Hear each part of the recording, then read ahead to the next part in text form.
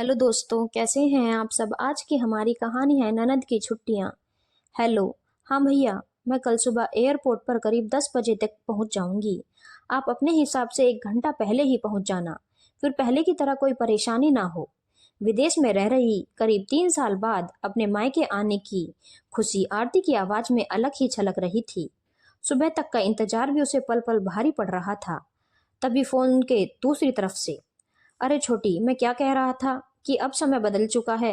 अब तो एयरपोर्ट से ही सीधा अपने घर के लिए कैब मिल जाती है और एक तरफ का पूरा किराया भी बच जाता है। यहाँ से अगर मैं गाड़ी लेकर निकला तो दोनों तरफ का खर्चा अलग, और दूसरा, जून के महीने की इतनी गर्मी अब मुझसे बर्दाश्त नहीं होती। तू कहे तो मैं कैब में बजट के हिसाब से बुक करा देता हूँ। अपने सगे भाई के मुंह से इस प्रकार के शब्द सुनकर मानो उसे अपने कानों पर विश्वास नहीं हुआ और फोन छूटकर उसके हाथों से गिर गया। क्या हुआ माँ, आपका ध्यान किधर है। अगर फोन टूट जाता तो हम मामा जी से और पापा से कैसे संपर्क करते। आरती का सिर बुरी तरह चकरा रहा था। पापा के जाने के बाद भाई इतना बदल जाएगा, ये उसने सपने में भी नहीं सोचा था। एक बार को तो उसका मन हुआ कि वहीं से वापस की हवाई जहाज की टिकट करा अपने घर चली जाए। नहीं, रजत क्या सोचेंगे, बच्चों से क्या कहूंगी कि हम इसलिए वापस जा रहे हैं क्योंकि तेरे मामा के घर का बजट बिगड़ जाएगा।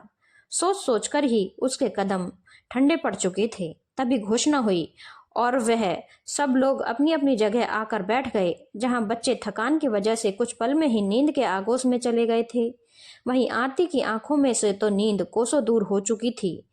उसकी आंखों के चलचित्र के आगे का बचपन से बिताए नानी के घर की यादों के पन्ने एक एक करके पलटने शुरू हो गए। आरती के नाना जी एक बहुत बड़े बिजनेसमैन थे। जब भी आरती और उसका भाई रमन नानी के घर जाते तो उनके मुंह से निकलने से पहले ही सारी चीजें हाजिर हो जाती थी। मामा जी तो अपना प्यार बरसाने में भी कोई कसर नहीं छोड़ा करते थे। सोचते सोचते उसे एक वाक्य याद आ गया। एक बार वह सब लोग होटल से खाना खाकर लौट रहे थे, तब जबरदस्ती मामा ने सभी बच्चों को एक रसमलाई और कुल्हड़ वाली कुल्फी खिला दी थी। तब अनायास ही 10 साल की आरती के मुंह से निकल गया था कि मामा जी, आप कितना खर्चा करते हो, आज तो आपके घर का पूरा बजट ही बिगड़ गया होगा। तो सब लोग उसकी बात पर खूब हंसे। आरती के पिताजी सर्विस क्लास में थे। शुरू से ही उनका अपना खर्चा करने का एक अलग तरीका था। महीने का बजट बनाकर उसी के हिसाब से खर्चा किए जाते थे। बच्चों के खाने से कभी बजट नहीं बिगड़ता। बिटिया रानी, और तुम लोग छुट्टियों में ही तो अपने मामा के पास आते हो, मैं इतना भी नहीं कर सकता अपने बच्चों के लिए। मामा जी ने बहुत ही सहज तरीके से अपनी बात को कह दिया था। अच्छा, तो तू अब शादी के बाद मेरे पास आया करेगी, तब मुझे भी ऐसे ही खर्चा करना पड़ेगा। तब तेरे बच्चे भी इसी तरह मेरी जेब ढीली करा करेंगे। रमन ने उस समय आरती की खूब टांग खिंचाई की थी। पर क्या सच में रमन भैया सही कह रहे थे। बेटियों के मायके आने से खर्चे बढ़ जाते हैं। उस समय बाल मन में ये ख्याल आया था, पर सब लोगों के साथ शोरगुल में कहीं रमन भैया की बात उसको मजाक में ही ले लिया था। तभी हल्की सी ठंड महसूस होने से आरती की तंद्रा टूट गई। मैं भी न जाने क्या क्या सोचने लग जाती हूँ। जाने कितनी ही बार वो दोनों कभी अपनी माँ के साथ या कभी बिना माँ के नानी के घर रहने गए। सभी लोग स्टेशन पर लेने आ जाते थे। हुड़क के गले लगाते सब लोग पहले दिन से जो खातिरदारी में जुटते तो आखिरी दिन तक वैसा ही माहौल रहता था। रात को छत के नीचे बिछावन लगाकर सब एक साथ सोते। कभी नानी खुद अपने हाथों से कभी आइसक्रीम खिलाती, कभी देर रात तक पकोड़े भेलपूरी का कार्यक्रम चलता रहता था।